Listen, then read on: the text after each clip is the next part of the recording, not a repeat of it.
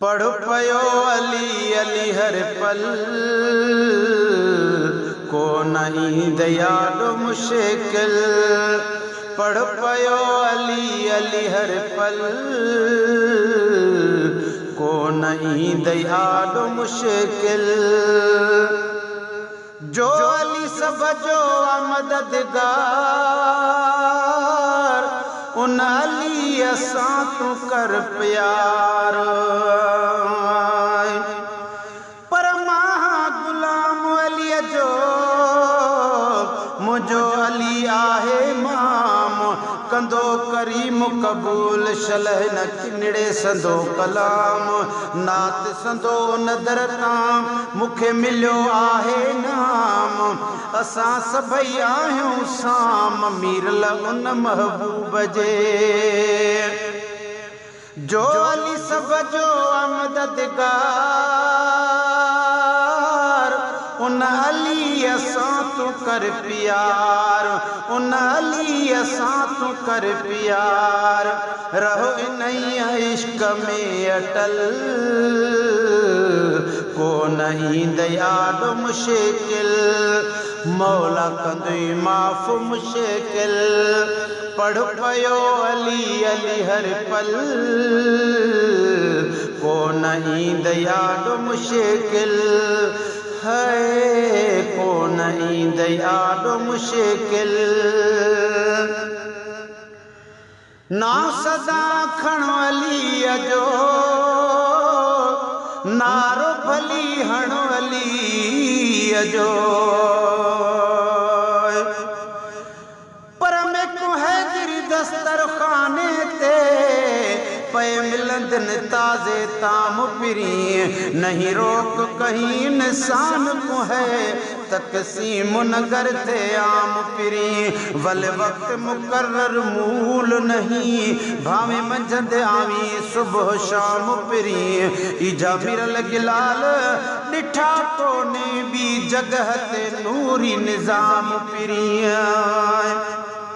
पर अली पीर मुझो असां अली जा आहियूं। रातियां ॾींहां रब जाने था गुण संदस गायूं। शहनशाह जे शान में था शेर नवां ठाहियूं। पो गाए ॿुधायूं था मोहब्बत वारनि खे मिरल चवे। नाम सदा खण अली जो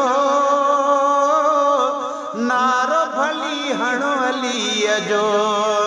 नारो भली हणो अली जो। भाग जागी पवंदुई सुतल मौला कंदुई माफ़ मुश्किल। को नहीं दयालु मुश्किल। पढ़ पयो अली अली हर पल को नहीं दयालु मुश्किल। अली जो तशान वडो आहे सच बयान वडो। वडे शान वाला मेरा हैदर है खुद खालिक दा है शेर अली। आलिम आदिल अकमल कामिल लजपाल वडा मेरा पीर अली। वीर नबी दा बतूल दा शोहर हसनैन दा बाबा दिलेर अली। आमिर लगिलाल दी सुध लहियूं वेले वक्त अखीर अली। अली जो तशान वडो आहे सच बयान वडो। आहे सच बयान वडो। कौल तू अली जे साण हल को नहीं दयालु मुश्किल। को नहीं दयालु मुश्किल। पढ़ पयो अली अली हर पल को नहीं दयालु मुश्किल। जंगल पहाड़ कहते हैं जंगल पहाड़ कहते हैं नादे अली अली। मुश्किल मेरी को हल करो मुश्किल कुशाली। जो भी थियो उन कर अली जो जह भी छॾियो दर अलीअ जो। पर असां पीर अली दी दामन पकड़ी है, नहीं ठुड़कू मुला छुड़वा सकदा, पिक पीर अली ने पिलाई है, इझा ब्या न पिला सकदा। जिवें मुर्शिद मुश्किल विच आंदा है, इवें मुश्किल ब्या न हटा सकदा। किथे नजफ शहर किथे खोड़ा शहर, नहीं मिरल गिलाल ब्या सकदा। जो भी थियो मुनकर अलीअ जो,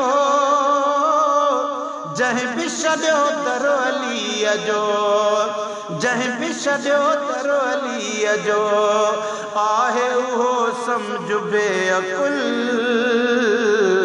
मौला कंदी माफ़ मुश्किल, अदा को न ईंदे आॾो मुश्किल। पढ़ पयो अली अली हर पल, को न ईंदे आॾो मुश्किल है, को न ईंदे आॾो मुश्किल। गुलशन सोमरो